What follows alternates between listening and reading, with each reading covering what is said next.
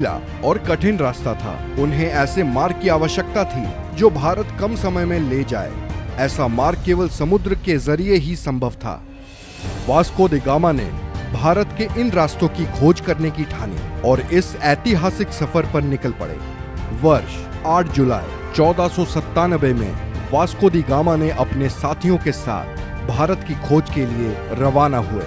उसके जहाजी बेड़े में 4000 और 170 के करीब आदमियों का दल था। सबसे बड़े जहाज सेंट गैब्रियल पर वह खुद था।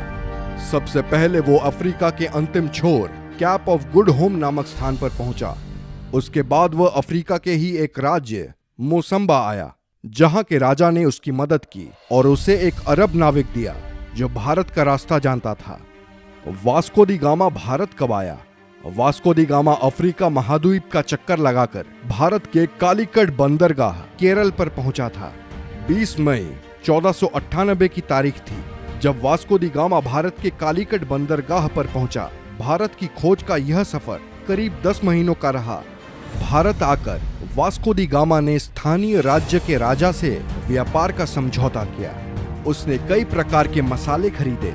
भारत से पुर्तगाल आने के दौरान समुद्री तूफान से उसके जहाजी बेड़े को नुकसान पहुंचा और उसके दल के कई लोग मारे गए।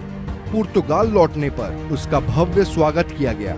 अगली बार भारत आने पर उसने कालीकट के राज्य पर आक्रमण कर दिया और कत्लेआम लूटपाट की। वास्को द गामा ने यूरोप के लुटेरों, शासकों और व्यापारियों के लिए एक रास्ता बना दिया था। इसके बाद भारत पर कब्जा जमाने के लिए यूरोप के कई व्यापारी और राज्यों ने कोशिश की और समय समय पर वे आए और उन्होंने भारत के केरल राज्य के लोगों के धर्म बदलने में महत्वपूर्ण भूमिका निभाई। पुर्तगालियों की वजह से ब्रिटिश लोग भी यहाँ आने लगे। अंततः 1615 ईस्वी में यह क्षेत्र ब्रिटिश अधिकार में आया। 1698 ईस्वी में यहाँ फ्रांसीसी बस्तियां बसी। फ्रांस और ब्रिटेन के बीच के युद्ध के काल में इस क्षेत्र की सत्ता बदलती रही। 1503 में वास्को पुर्तगाल लौट गए और 20 साल वहां रहने के बाद वह भारत वापस चले गए। 24 मई 1524 को वास्को द गामा की मृत्यु हो गई। लिस्बन में वास्को के नाम का स्मारक है। इसी जगह से उन्होंने भारत की यात्रा शुरू की थी।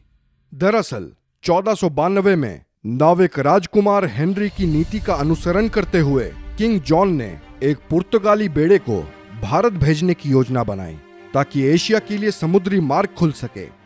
उनकी योजना मुसलमानों को पछाड़ने की थी, जिनका उस समय भारत और अन्य पूर्वी देशों के साथ